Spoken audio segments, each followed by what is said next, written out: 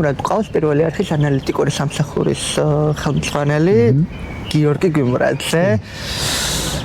პირველ რიგში ქრისტიანს დგა. ჭეშმარიტად აღდგა. რა კარგია რომ ამ ძალიან ცხელ ზაფხულს, როდესაც განსაკუთრებულად მნიშვნელოვანია სახის კანის მოვლა, ნუკი კოსმეტიკში დაგვიმატა კანის მოვლის ხაზი, რომელიც დამზადებულია კორეაში ექსკლუზიურად ნუკი კოსმეტიქსისთვის. ორი რამ, რომელიც ჩაგინაცვლებთ ყველაფერს, რასაც კი აქამდე ხმარობდით, შედეგს დაინახავთ ძალიან სწრაფად. ეს არის ტონერი და ლოკოკინის შრატი. ტონერი შეიცავს ცენტელას ექსტრაქტს, რაც ძალიან კარგია ფორებისთვის, ნაოჭებისთვის, პიგმენტური ლაქებისთვის და ლოკოკინის შრატი კი იცით რომ საოცარი დატენიანებაა. თან ჩვენს ლოკოკინის შრატს ასევე აქვს პანტენოლი, ამიტომ ძალიან კარგია გაღეზიანებული კანისთვისაც, დამწვარი კანისთვისაც, იმიტომ რომ მზეზე მაინც გავდივართ. და ზოგადად ყველაფრისთვის. უკვე ხელმისაწვდომია ყველა ჩვენს ფილიალში და ამერიკაში შეგიძლიათ შეუკვეთოთ ფასი 49 და 59 ლარი. პირველი კითხვა მაქვს, როდის და როგორ დაიწყო შენი გზა ჟურნალისტიკაში? ეს იყო სადღაც 2014 წელს. მთლად ჟურნალისტიკით არ დაიწყო, ეს ყველაფერი დაიწყო უფრო საზოგადოებრივ მაუწყებელთან ურთიერთობით. ჩვენ იმ მომენტში ვაკეთებდით საზოგადოებრივ მაუწყებლის სტრატეგიას, ანუ მივედი როგორც სამეურვეო საბჭოს თავმჯდომარის კონსულტანტი და შემდეგ უკვე ამ სტრატეგიის კეთებას მოყვა ის, რომ რაღაცნაირად დავრჩი სამუშაოდ საზოგადოებრივ მაუწყებელზე, შემომთავაზეს იქ ახალი ამბების სამსახურის ხელმძღვანელობა და მოკლედ აი 2015-დან ვიქვარ და პირველი გადაცემა, ასე ვთქვათ, 2017 წელს გავაკეთე. რა იყო ეს თავარი მიზეზი, რის გამოც გახდი ჟურნალისტი? იცი რა არის, მე ესე ვიტყოდი, ანუ ჟურნალისტიკა ჩემთვის ახლაც მაშინაც და ახლაც რჩება ასე უფრო ტექნიკად, რომ ანუ ეს არის რაღაცა ხელოვნება, რომლითაც შენ აკეთებ ისეთ ქმნი რაღაცა მედიალურ კონტენტს და პრინციპში ჩემთვის ეს უფრო არის აი მართლაც აი ხელოვნების ნაწილი, ანუ რაღაცნაირად ტექნიკის ნაწილი, რომელიც მათ შორის ტექნიკის ნაწილი, რომელიც მეხმარება ჩემი პირადი პროფესიის, ანუ პოლიტიკური მეცნიერებების პროფესიის, თქვათ, მედია კონტენტად გარდაქმნაში, ასე ვთქვათ რა. და აი ეს დასაწყისში რა იყო ყველაზე რთული? ნუ რა თქმა უნდა ყველასთვის პრობლემას წარმოადგენს ის, მე მგონი ყოველ შემთხვევაში რომ რაღაცა თვალსაზრისით ეს არის აუდიტორიასთან ურთიერთობა და კამერასთან მუშაობა და ასე შემდეგ, მაგრამ ნუ ხო, რაღაც ალბათ ახალი პროფესია იყო, პრინციპში შეიძლება ითქვას, რომ მე ეს პროფესია არ მისწავლია როგორც უმაღლესი სასწავლებლად, როგორც პროფესია, ასე ვთქვათ. და ის უფრო შევიძინე მასში პირადად საქმეში ყოფნით და საქმესთან ურთიერთობით და ნუ რა თქმა უნდა აქედან გამომდინარე ბევრი რამის სწავლა მომიწია უკვე ესე რასაც on the job trainings რასაც ეძახიან, ანუ საქმესთან ერთად შესწავლა და არა ვთქვათ ისე რომ სადმე სპეციალურ სასწავლებელში როცა სწავლობენ ადამიანები რაღაცას და მე მოდიან და იწყებენ მუშაობას ამ პროფესიით. როგორ შეიცვალა შენი პროფესიული ხედვა ამ გამოცდილების განმავლობაში? ამეწელია რომ რას გულისხმობ პროფესიული ხედვის შესრულებასთან დაკავშირებით? ჟურნალისტიკაში. თუ გულისხმობ ჩემს დამოკიდებულებას რაღაცა ჟურნალისტიკასთან როგორც პროფესიასთან მიმართებაში, ერთი რამ არის, ანუ მართლაც არის საინტერესო პროფესია ნამდვილად, თუმცა ვფიქრობ, რომ დღეს ეს პროფესია არა მხოლოდ საქართველოში, არამედ გლობალურადაც სერიოზულ კრიზისს განიცდის. რატო? იმიტომ რომ ამ პროფესიას აქვს ერთი სერიოზული პრობლემა აქვს ჩემი შეფასებით ყოველ შემთხვევაში, რომ ჟურნალისტიკას სწავლობენ როგორც პირველად პროფესიას და ჩემი აზრით ეს არასწორია, რომ როგორც წევა ვთვლი, რომ ჟურნალისტიკა ეს არის უფრო ინსტრუმენტი და ინსტრუმენტი იმისთვის, რომ რაღაც გარკვეული ცოდნა გარდაქმნა მედია კონტენტად და არა პირველადი პროფესია. შესაბამისად მე მირჩევნია, რომ ადამიანები, რომელიც ჟურნალისტიკაზე ფიქრობს, ეუფლებოდნენ რაღაცა გარკვეულ სპეციალობებს, ვიცი, პოლიტიკას სწავლობდნენ, ეკონომიკას სწავლობდნენ, ხელოვნებას რაღაც ასე შემდეგ და შემდეგ დამატებით, ну, როგორც ამბობენ ხოლმე ესე ხშირად რომ მაგისტრატურის დონეზე მაგალითად შეიძლება ისება უნდა ქონდეს ჟურნალისტზე. იცი რა არის არაფერი პრინციპში ისეთი რაც შეიძლება სხვა პროფესიის ადამიანს არ ქონდეს, ხო? აი ადამიანები რომლებიც კონტენტს ქმნიან და ამ შემთხვევაში თუნდაც ანალიტიკურ კონტენტს ქმნიან, ტექსტებს ან სამეცნიერო ნამუშევარს და ასე შემდეგ ეს თვისებები ალბათ მათაც უნდა ქონდათ, ანუ მათ უნდა იცოდნენ მასალასთან მუშაობა, მასალის კარგად დამუშავება, კეთილსინდისიერება იმისთვის, რომ ამ მასალასთან ეს იქნება, ანუ ვერბალურად მიღებული მასალა იქნება თუ ტექსტუალურად მიღებული მასალა, არ აქვს ამას მნიშვნელობა. ამ მასალის კეთილსინდისიერად დამუშავება უნდა შეგეძლოს ამასთან ერთად მასალის შერჩევა არა იმ კონტექსტიდან, არა იმ პერსპექტივიდან, რომელიც შენ გაწყობს და შენ ინტერესებს, აი მაგალითად ხო აი რაღაცა ეს ინფორმაციები ჩემს რაღაცა თეორიას ამყარებს, ან ჩემ პოზიციას ამყარებს და მარტო ეს არის მიზეზი, რის გამოც მე ამ მასალასთან მუშაობ, ხო? ესე არ უნდა იყოს, გაინტერესებდეს, რომ რაღაცნაირად მთელი სპექტრი, აი ამ თემაზე, რომელ თემაზე ჩემ მუშაობ, მთელი სპექტრი რაღაცნაირად წარმოიდგინო და რაღაცნაირად ეს მთელი სპექტრი მიიტანო მაყურებლამდე, მსმენელამდე, ან მკითხველამდე და ასე შემდეგ. ხო, ანუ ეს არის ის ძირითადი თვისება, რაც ალბათ უნდა ახასიათებდეს, მაგრამ ამ თვალსაზრისით ჟურნალისტი ძალიან ბევრ სხვა ისეთ ჰუმანიტარულ სფეროში არსებულ და არა მხოლოდ ჰუმანიტარულ სფეროში, ცხადია არსებულ პროფესიებთან მიდის თანხმედრაში, ისეთ პროფესიებთან, რომელსაც სჭირდება ანალიზი. საშიშ პროფესიად ხო არ იქცა ესე ჟურნალისტიკა საქართველოში? არ ვიცი, საქართველოში მით უმეტეს არა, იმიტომ რომ ხო ბევრად უფრო ისეთი რეგიონები არსებობს ჟურნალისტებისთვის, სადაც მართლაც და არის უამრავი შემთხვევა, სადაც სიცოცხლეს წირავენ ადამიანები, მათ შორის ჩვენ წარმოგვიდგენია, რომ მარტო იმ ადამიანებში, იმ ქვეყნებში ეწირებიან ჟურნალისტები, სადაც ომი მიმდინარეობს, მაგრამ ასე არ არის ევროპული ქვეყნები, ამერიკის კონტინენტი, ასევე გამოირჩევა მაგალითად ესე ვთქვათ აგრესიული დამოკიდებულებით ამ პროფესიის მიმართ, ხო? ანუ აი განსაკუთრებით მაგალითად არ არის დიდი ხანი გასული, რამდენიმე წელია გასული, რაც საგამოძიებო ჟურნალისტი მოკლეს იტალიაში, იგივე რაღაცა არაერთი შემთხვევა ყოფილა ლათინურ ამერიკაში, თუ ჩრდილოეთ ამერიკის კონტინენტზე და ასე შემდეგ. ანუ იცი რა ჩვეულებრივი ამბავია, რატოა ჩვეულებრივი ამბავი? ცუდია, რა თქმა უნდა, ანუ ის რომ ჩვეულებრივ ამბად იქცევა ხოლმე მსგავსი რაღაცები, მაგრამ ზოგადად ძალადობა არის გარკვეული თვალსაზრისით ადამიანისთვის, ასევე თანდაყოლილი თვისება, ანუ სამწუხაროდ დაცემული ადამიანი ძალადობს და ძალადობს არა მხოლოდ თქვა ჟურნალისტი, არამედ ძალიან ბევრი ვინმეს წინააღმდეგ ძალადობს, ანუ საკუთარი ძალაუფლების დასაფიქსირებლად ძალადობა ისეთი ნორმალიზებულ ფორმებს იძენს ხოლმე სხვადასხვა დროს და არა მხოლოდ დღეს, არა მხოლოდ საქართველოში, არამედ ისტორიულად და მთლიანად კაცობრიობაში. ეს ნიშნავს შენთვის საზოგადოებრივი მაუწყებელი. საზოგადოებრივი მაუწყებელი თავისი იდეით ზოგადად არის ეს ის ინსტრუმენტია, ესე ვთქვათ, ხო, ანუ მას ხშირად უწოდებენ ხოლმე დემოკრატიის ინსტრუმენტს. მოკლედ საზოგადოებრივი მაუწყებელი ევროპაში იწყება იმ გარემოში, ასე ვთქვათ, სადაც პირობითად ახლა ჩვენ ხშირად ვსაუბრობთ ხოლმე, რომ არსებობს გარკვეული პოლარიზაცია საზოგადოებაში და მედია ამ პოლარიზაციას ასახავს საკუთარ თავში, ხო, ანუ ისიც ხდება ამ პოლარიზაციის ნაწილი და ამა თუ იმ პოლისის შემადგენელი ნაწილი.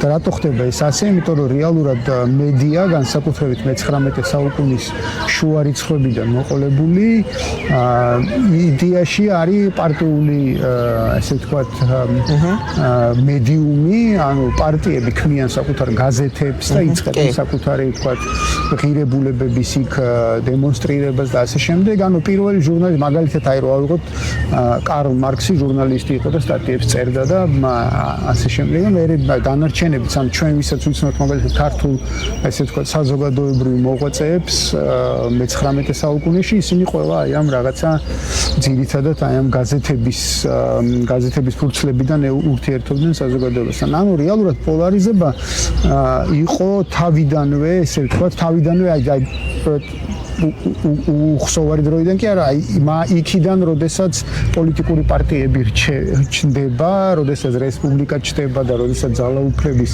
გადანაწილება ჩნდება რაღაცა ტიპის დემოკრატიული ფორმით, იქიდან მოყოლებული მედია პოლარიზებულია და ის განეკუთვნება ან ერთ პოლიტიკურ სუბიექტს, ან მეორე პოლიტიკურ სუბიექტს.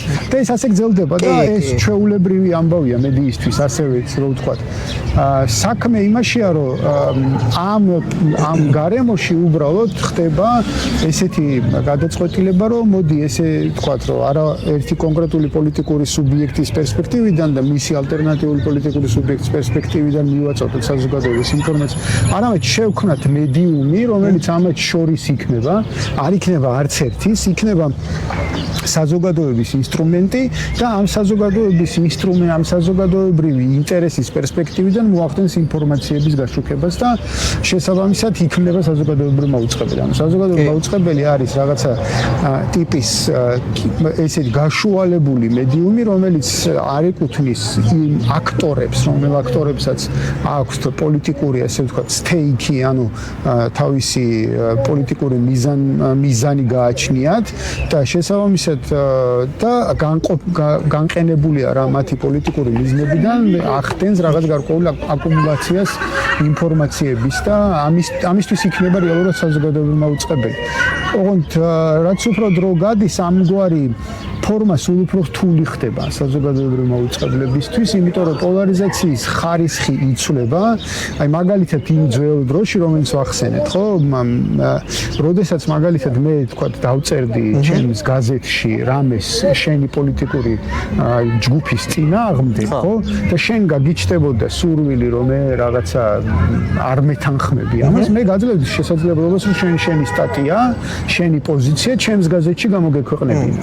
და პირიქით, ანუ მე მქონდა შესაძლებლობა, რომ შენს გაზეთში გამომექვეყნებინა და ეს პოლემიკა გამართულიყო ჩვენ შორის. აი, ჯანსაღი იყო კრიტიკა. ხო, რაღაცა თვალსაზრისით, მაგრამ დღეს ჩვენ ამას ვეღარ ვხედავთ, გესმის? ანუ დღეს არა თუ ჩვენთან, არამედ აი სადასაც ჩვენ ხშირად ბაძავთ ხოლმე დასავლურ მედიას, იქაც ვერ ვხედავთ ამას, რომ აი განსხვავებული პოზიციის მქონე მედია საშუალებები ოპონენტის პოზიციას სრულად და კეთილსინდისიერად წარმოაჩენდნენ. ხო, შეიძლება აი ესე რო თქვა მხოლოდ და მხოლოდ იმისთვის, რომ თქვან, რომ კი ჩვენ ეს გავაკეთეთ, ამ მიზნით მოიწვიონ რაღაცავითომ რაღაც ათქმევიდნენ და ასე შემდეგ, მაგრამ საბოლოო ჯამში რო დავაკვირდებით, ისე გააკეთებენ ამას, რომ მისი პოზიცია კეთილსინდისიერად არ იქნება წარმოჩენილი ამ ყველაფერში, ხო? ამიტომ აი ამ პოლარიზაციის მაღალი ხარისხი და ერთმანეთის მიმართ სიძულვილის მაღალი ხარისხის პირობებში საკმაოდ რთულდება მათ შორის საზოგადოებრივი მაუწყებლის საქმეც. იმიტომ რომ შეუძლებელი ხდება უკვე ამ პოლარიზაციაში უკვე ყველა ითხოვს საზოგადოებრივი მაუწყებლისგან ვინმეს მხარეს დადგომას. ეს აღარ არის ასე, ანუ საზოგადოება აღარ თანხმდება იმაზე, აი ეს საზოგადოება პოლიტიკური მიზნის მატარებელი საზოგადოება აღარ თანხმდება იმაზე, რომ არსებობდეს მიუკერძოებელი საზოგადოებრივი მაუწყებელი. ის მოითხოვს საზოგადოებრივი მაუწყებლისგან პოზიციას, კვეთრ გამოკვეთილ პოზიციას და შესაბამისად თავის თავში ეს გარკვეული თვალსაზრისით ყველა მხარეც რაღაცა დონით ესე ვთქვათ ცდილობს, რომ გააუქმოს საზოგადოებრივი მაუწყებლის იდეა. სამწუხაროდ ეგრეა და ხო, ანუ მოთხოვნა საზოგადოებრივი მაუწყებლისგან, რომ შენ გინდა თუ არა ვინმეს გვერდით უნდა იდგე და თუ ჩემ გვერდით არ დგეხარ, მაშინ არც უნდა არსებობდე. ასეთებს ჩვენ ხშირად ხედავთ ხოლმე პოლიტიკური სუბიექტების მხრიდან, არის სწორედ ესეთი. გარდა იმისა, რომ არსებობენ მაგალითად ისეთი პოლიტიკური სუბიექტები, პოლიტიკური პარტიები, რომელიც იდეოლოგიურ დონეზე ეწინააღმდეგება მაგალითად საზოგადოებრივი მაუწყებლის არსებობას, ხო? ესეთებიც არსებობენ. ამბობენ, რომ არ უნდა არსებობდეს არაფერი საზოგადოებრივი. მე შემიძლია თავად ვთქვა, რომ ეს ტელევიზია, რომელიც ორივე მხარე მოდის და ძალიან მიხარია. ხო, ნუ რაღაცა თვალსაზრისით ეგ არის კარგი საზოგადოებრივი მაუწყებლისთვის, თუმცა ნუ საბოლოო ჯამში არის რა არის, იქ კიდე ერთი მომენტი არის რა, რომ აი ამ შემთხვევაში ჩვენ ცხოვრობთ გარემოში, სადაც როგორ თქვა, სადაც ძალიან რთულია აი ეს მხარეები იპოვო, აღმოაჩინო და აღმოაჩინო არა უბრალოდ ეს მხარეები, არამედ აღმოაჩინო ეს მხარეები რითი არიან დაკავშირებული საზოგადოებასთან. ანუ რატო წარმოადგენს რაღაცა კონკრეტული ჯგუფი, რატო წარმოადგენს საზოგადოებას და წარმოადგენს თუ არა საერთოდ. აი რა არის მედიის თავარი როლი აი შენთვის რო ვისაუბროთ ხა და ნუ მედიუმის სულ იყო და დღესაც არის, ანუ ეს რაღაც ცნობილი ესეთი ფრაზაც კი არის, რომ ესე იგი ინფორმირება, გართობა და შემეცნება ითვლება, რომ მედიის მთავარი ფუნქციებია, ხო? ანუ მიღებული ტრადიციული ფუნქციებია და ეს თითქოს არ იცვლება, მართლაც ჯერ კიდევ ინარჩუნებს მედია ამას და თითქოს არც შეიცვლება, იმიტომ რომ იცვლება პირობითად ფორმები, მნიშვნელოვნად იცვლება ფორმები, იცვლება პლატფორმები, რომელ პლატფორმებზე არის მედია, ესა თუ ის კონტენტი ხელმისაწვდომი, მაგრამ კონტენტის მიმართ დამოკიდებულება არ იცვლება და მე ერთი რამე იცვლება კიდე ძალიან. იცვლება დამოკიდებულება საზოგადოების, ესე იგი, საზოგადოება სულ უნდა, ანუ ინფორმაციის მიღება უნდა სულ. ინფორმაცია ეს არის საზოგადოებისთვის ის, რითიც ის გარკვეული თვალსაზრისით შეიმეცნებს გარე სამყაროს, ხო? შესაბამისად ინფორმაციაზე წვდომა მისი, ესე ვთქვათ, შეიძლება ვთქვათ, რომ ბუნებითი თვისება. და შესაბამისად, ნუ გართობაც, რა თქმა უნდა, და კიდე შემეცნებაც ინფორმაციის მიღება, მათ შორის ამ შემეცნების ნაწილია ცხადი. მაგრამ დღეს იმ წეღნაცებული, აი იმ პოლარიზაციის ხარისხიდან გამომდინარე და იქიდან გამომდინარე, ტრადიციული მედია საშუალებები დიდწილად ატარებენ კონკრეტული პოლიტიკური ჯგუფების ინტერესს, რომელი პოლიტიკური ჯგუფების ხშირად საზოგადოების ინტერესს აღარ გამოხატავენ, ამიტომ საზოგადოება ეძებს მედია კონტენტის შემოქმედებს ტრადიციული მედიის მიღმა. ანუ მცირე ბლოგერები, ვთქვათ, ალტერნატიული ინფორმაციის წყაროები და რაღაცები, ამიტომ ხდება სწორედ პოპულარული, რომ ტრადიციული მედია საკუთარი დაფინანსებიდან გამომდინარე, იმ დაფინანსების ფორმებიდან გამომდინარე, რომელიც მას აქვს, მიჯაჭვულია კონკრეტულ პოლიტიკურ და ეკონომიკურ ინტერესს, რომელი კონკრეტული პოლიტიკური და ეკონომიკური ინტერესით საზოგადოების ინტერესს არ ემსახურება. ამიტომ აი ეს დიდი გეფი არის, არა მედია კონტენტსა და საზოგადოებას შორის, არამედ მედია კონტენტს იმ გაგებით თუ ვინ ქმნის ამ მედია კონტენტს, რა? და რა შინაარსდებს საბოლოო ჯამში ამ კონტენტში? მე ძალიან მომწონს პირველი არის მედია კონტენტი და ძალიან ხშირი მაყურებელი ვარ გამომძლებელი რეპორტიერების. კი, კარგი ხალხია. კი, ძალიან და ხშირად ვუყურებ, მე ძალიან მიყვარს კრიმინალური ესეთი სიუჟეტების ყურება, ძალიან ვიხიბლები და დეტექტივები. კი, ძალიან. ხაიხა. როგორ ხედავ ტელევიზიის მომავალს ზოგადად? იქ შეიძლება ხა ბევრს არ მოეწონოს, მაგრამ მე მიჭირს დავინახო გრძელვადიან პერსპექტივაში. აი ზოგადად კვდება ტელევიზია. არა, იცი რა არის, ნახე აქ რა არ მოკვდება. მოდი ეს მე არ ვიცი ორგანიზაციულად როგორი ფორმები გვექნება მომავალში მედიის შემოქმედება, მედია კონტენტის შექმნის რა ორგანიზაციული ფორმები იარსებებს, ხო? ანუ რაღაცა ორგანიზაციული ფორმა რო იარსებებს, ცხადია, იმიტომ რომ ადამიანები ალბათ რაღაცა იდეის გარშემო გაერთიანდებიან ყოველთვის და რაღაცა კონტენტს გააკეთებენ, იქიდან გამომდინარე კონტენტზე ინტერესი სულ იქნება. რა, ანუ ეს კონტენტი იქნება ვიდეო, აუდიო, ტექსტუალური ფორმით, როცა შემდეგ ეს კონტენტი იქნება. არსებული მედია ორგანიზაციები გადარჩებიან თუ არ გადარჩებიან ამ ბრძოლაში, ეს სხვა თემა არის, რა. საზოგადოება ყოველთვის იქნება დაინტერესებული იმით, რომ მისაწვდომი იყოს რაღაცა ტიპის კონტენტი და ამის ფორმები უკვე თქვა წეგან ჩამოთვალეთ და ვიცით ეს არის ვიდეო, აუდიო და ტექსტი და შესაბამისად ამას ვინ შექმნის ალბათ ეს იქნება ერთ-ერთი სერიოზული საკითხი მომავალში და ამასთან ერთად იქნება ძალიან დიდი მნიშვნელობა იმას თუ როგორ იქნება ჩართული ამაში ყველაფერში ხელოვნური ინტელექტი, ხო? იმიტომ რომ ესეც ძალიან დიდი მნიშვნელობის იქნება. თორე ხა თავად ანუ ტელევიზია მოკვდება ეს ნიშნავს რომ ვიდეოს მიმართ ინტერესი გაქრება და ეგ არ ამგონია რომ მოხდეს, ხო? ანუ იმიტომ რომ ვიდეო ეს ის კონტენტია, რომელიც ესე ვთქვათ, ცოცხალ კადრს აფიქსირებს ჩვენი ისტორიისას. რაც ყველაზე უფრო მეტყველია ხშირ შემთხვევაში იმ პროცესისა, რომელსაც ჩვენ ცხოვრობთ. მუდმივად ცდილობს მართლა პირველი ახლა მაყურებელი, ახალი მაყურებელი მისდას ეს არის სერიალები, ახალი გადაცემები, აი ვის უნდა 100,000 მასტერშეფი, რომელიც აი 8 წელია მართლა არსებობს. და ის საოცარი სერიალები, იდეალური დედა და ასე შემდეგ და დღეს ნამდვილად აქტუალურია ტელევიზია ახალგაზრდებისთვის. ეგ ყველაზე დიდი გამოწვევაა ტრადიციული მედიის, ტრადიციული ტელევიზიის ახალგაზრდებისთვის მიწოდების საკითხი, იმიტომ რომ როდესაც ტრადიციულ ტელევიზიაზე ვლაპარაკობთ ხუთზე, რომელიც სახლში სადღაც დღეს კი უკვე არის შესაძლებლობა რომ გადაახვიო და ასე შემდეგ, მაგრამ ეპოქაში, როდესაც ახალგაზრდები ტელევიზორთან აღარ ატარებენ ამდენ დროს, ვთქვათ, ასე და ეს ვიდეოს გამშვები მოწყობილობა, ასე ვთქვათ, უდევთ ჯიბეში, რთულია რომ ტელევიზორთან ისინი დავსვათ და ტრადიციული ფორმით მივაწოდოთ მათ კონტენტი. ამიტომ მუდმივი ძიების პროცესია, რომ ერთი რომ რა აინტერესებთ ახალგაზრდებს, ანუ რა უნდათ, ანუ რისი ნახვა უნდათ, თორე ვიდეოს ნახვა რა უნდათ გასაგებია, მაგალითად TikTok-ი რო არსებობს და რო ის ასეთი პოპულარული ახალგაზრდებში, ხო, რო ის ასეთი პოპულარული ახალგაზრდებში ეს მეტყველებს იმაზე, რომ ვიდეო კონტენტი ახალგაზრდებისთვის ძალიან პოპულარულია. და ძალიან მიმზიდველია, ხო? YouTube პოდკასტი.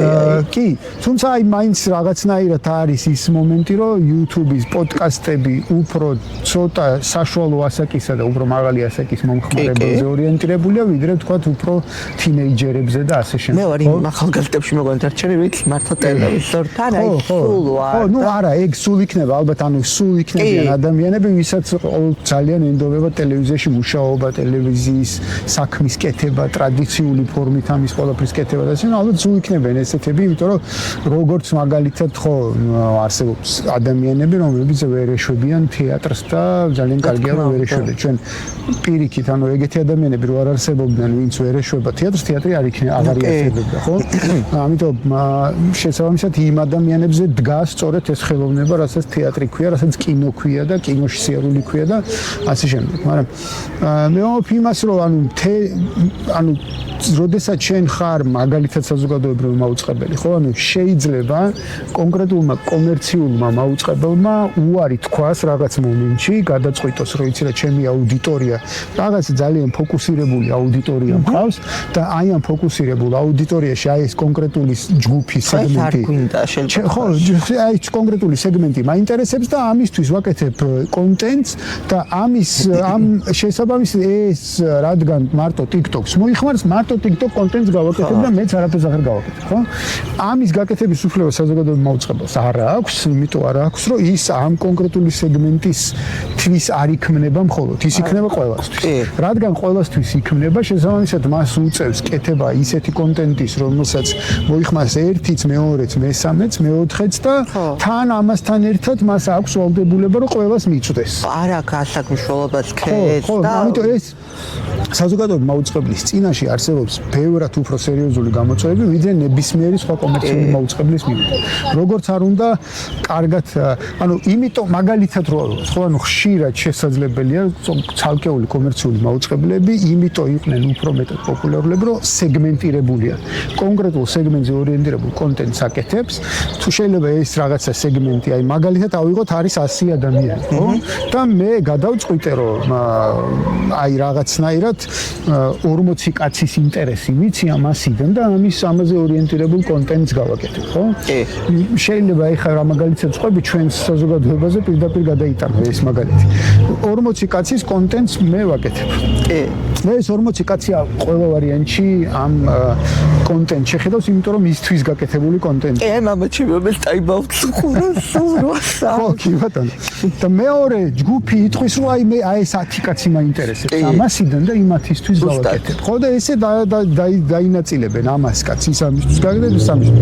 ეხლა უკვე ამასთან ერთად საზოგადოებამ უწყებელმა უნდა გააკეთოს პირობითა თავი, ხო, ეხლა უტრირებ, მაგრამ უნდა გააკეთოს ერთი კონტენტი, მაგრამ ამ 100-ს რაღაცით უნდა მოაწონოს, ხო? ხო, ამდე ურთულესი ამბავი. შენ ამას ვარი გეკმება რაღაცი ახლა. არა, არაფერი ისეთი არ გეგმება, მაგრამ არ ვიცი, შეიძლება იგეგმება იმ ნაწილში, რომელთანაც მე არ მაქვს პირდაპირ შეხება, ხო?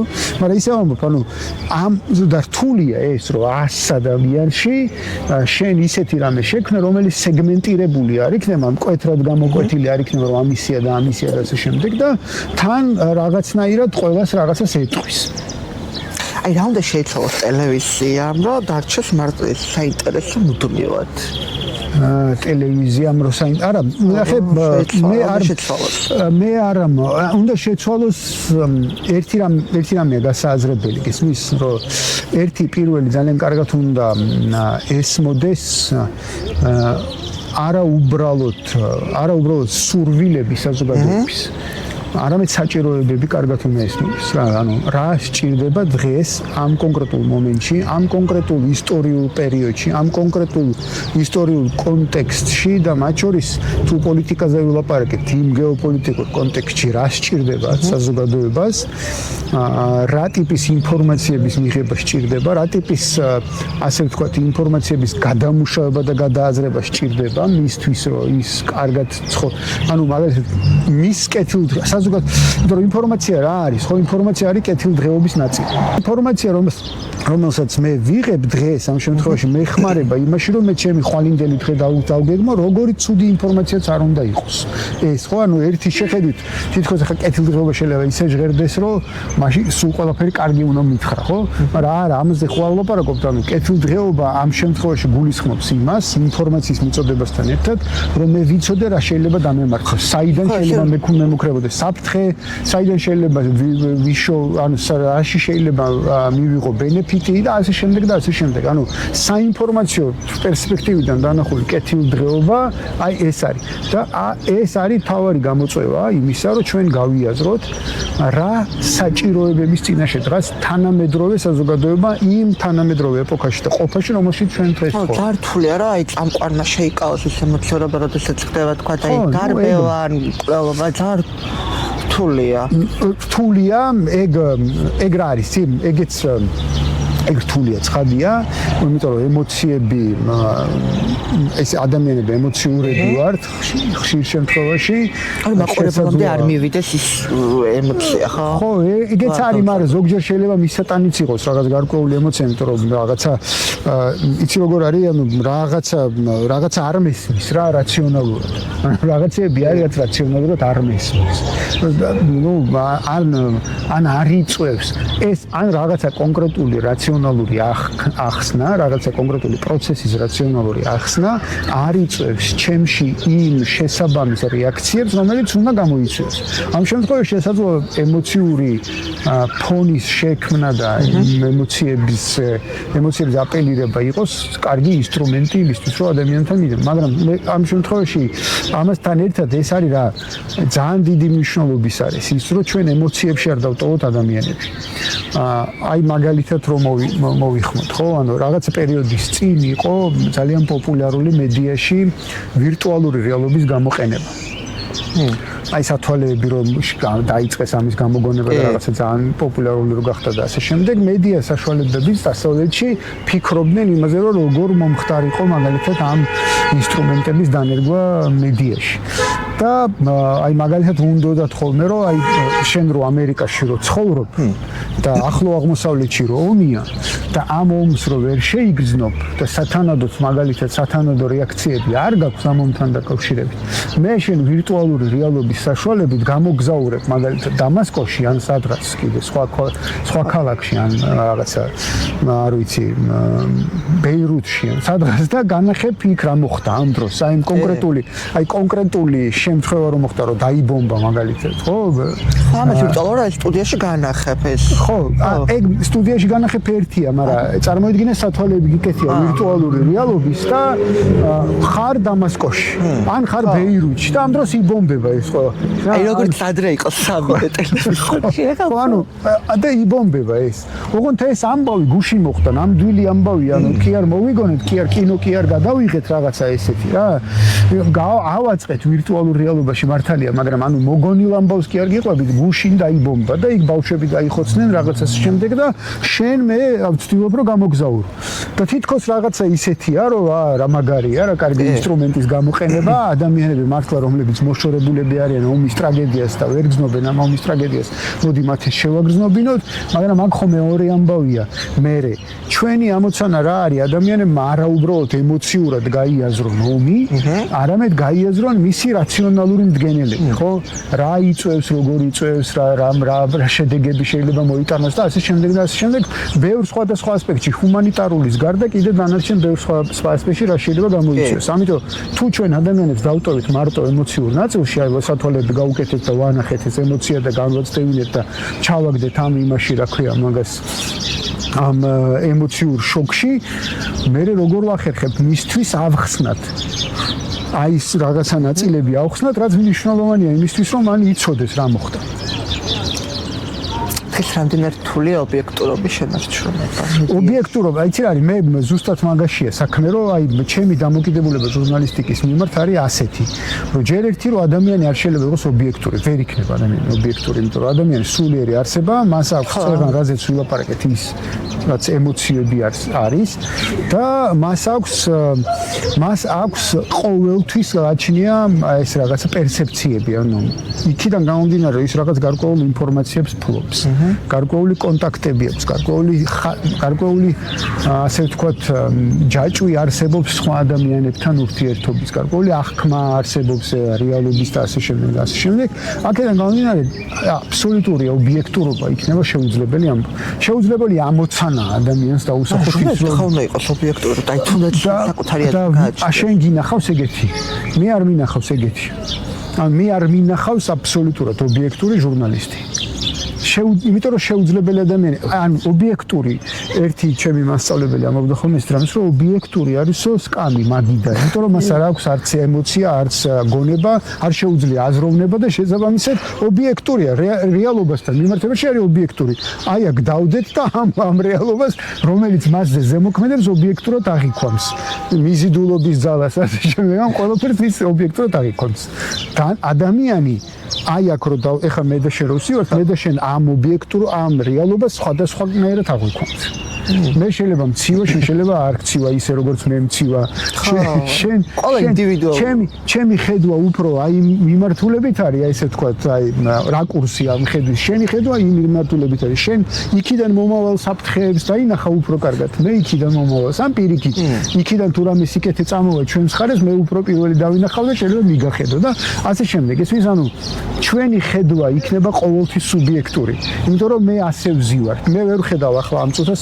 360 გრადუსით ამიტომ ჩემი ხედვა ვერ იქნება ყოვლის მომცველი გესმის მაგრამ ჩვენი ამბავი რა არის ნახე აქ ობიექტურობაზე კი არ არის უფრო საქმე იმაშია რომ რამდენად შემიძლია მე იყო კეთილსინდისიერი მოცემულობასთან მიმართებაში კეთილსინდისიერი და თავისუფალი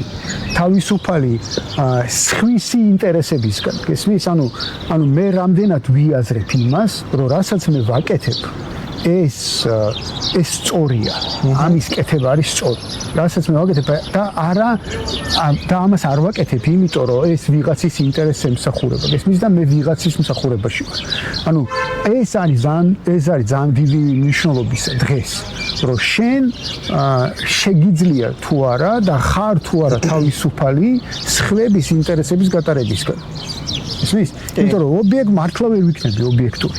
მართლა ვერ ვიქნები ობიექტური, ახლა რაღაცა რომ მოხდება ჩემს წინ, რაღაცა აღიმართება, იმასთან მიმართება ჩემი დამოკიდებულებები მექნება. ეს ან მომეწონება, ან არ მომეწონება და ასე შემდეგ. თავარი რა არის, რომ მარტო ჩემი პერსპექტივებიდან არ ველაპარაკო ადამიანებს, ანუ ერთი რა არის, რომ ეხლა მაგალითად აქ რაღაცა ხდებოდეს ახლა და მე არ მომწონს ეს. მაგრამ პირობითად არის ესეთი რაღაცა, მე კი შემიძლია ვთქვა, რომ ეს მე არ მომწონს. მაგრამ ამასთან არსებობს სხვა პერსპექტივები, რომ ეს მე არ მომწონს, მოწონს სხვა იმას მოწონს, ამას მოწონს და ასე შემდეგ, ხო? ანუ არსებობს კიდე სხვა თეორიები საკითხის გადაჭრის და ეს თეორიები ასეთია და ამას იმუშავება და ასე შემდეგ, ხო? ანუ და ამასთან ერთად ეს ყველაფერი უნდა იყოს დაკავშირებული იმ ყველაფერთან, რომ რა არის ჩვენთვის საზოგადო სიკეთე.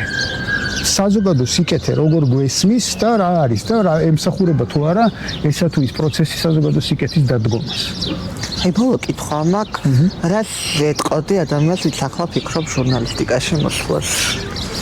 ვეთყოდი ერთ რამეს, რომ ესე იგი მე იმას რასაც ვეუბნები ხოლმე სხვებს, ვინც მოდიან ჩვენთან, არ ვიცი, მოდიან სტაჟირებაზე ან ვიღაცა მეუბნება, რომ აი ჩემი ახლობელი ჟურნალისტიკაზე აბარებს ან შვილი ან ვიღაცა ასე შემდეგ, ყოველს ვეუბნები ერთ და იგივე რამეს, რომ რისთვის უნდათ ეს კარგად გაიაზრონ, გესმით, ანუ რა უნდათ, რომ იყვნენ ჟურნალისტები, რა სხედავენ ამ პროფესიაში მიზნად, ეს ერთი და მეორე ჩემი პირადით გამოცდილებიდან გამომდინარე, მე რაც მაქვს ესე ეგრეთ წოდებული ბექგრაუნდი თუ რაც ქვია მაგას პროფესიული წარსული, იქიდან გამომდინარე ვურჩევდი ნებისმიერ ჟურნალისტს, ვინც არ უნდა იყოს, რომ რამე ესე ვთქვათ რამე საგანი შეისწავლოს კარგად. რაღაც იცოდეს კარგად, რომლის უკეთ გაშუქებისთვის და რომელ სფეროშიც კონტენტის შექმნაშიც შემდეგ უკვე ჟურნალისტიკა როგორც ხელოვნება დაეხმარება. ანუ აი კიდევ ერთხელ ისწავლოს პოლიტიკა, ისწავლოს თქვათ ფილოსოფია, ისწავლოს ეკონომიკა, ასე შემდეგ კულტურა და ასე შემდეგ, რომლის გაშუქებაშიც შემდეგ უკვე გამოადგება ის ტექნიკა და ის ხელოვნება, რომელსაც ჟურნალისტიკა თავის თავში ატარებს. რათა იმ შესწავლილი, ასე ვთქვათ, საგნებიდან, იმ სფეროებიდან კარგი კონტენტი გააკეთოს, საინტერესო. ძალიან დიდი მადლობა. საინტერესო საუბრები გქონდა და